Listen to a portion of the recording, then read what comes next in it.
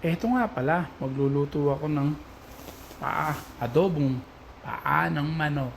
Bawang sibuyas, daon ng laurel, sili, suka, tapos paminta at saka toyo.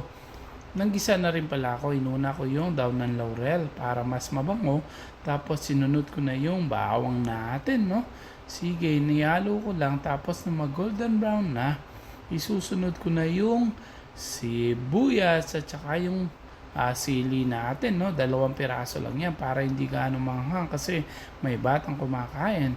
O tingnan nyo naman, nung nag golden brown na, inihulog ko na rin yung panang manok. O dida sa mga Pinoy, masarap yan, abe ko. O diba, may kulay-kulay pa yan. Tapos tinakpan ni Katropa Pits para lumabas yung katas ng paa ng manok. Tapos nilagyan na rin pala ng toyo.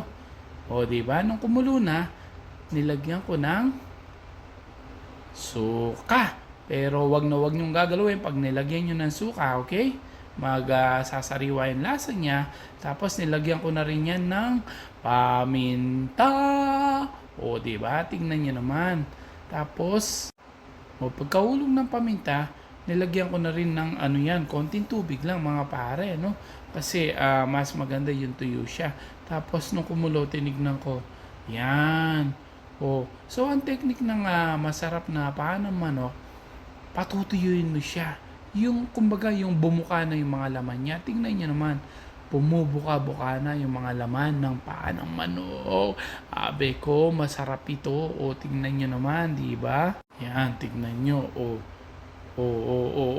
Wag mo na. Yan.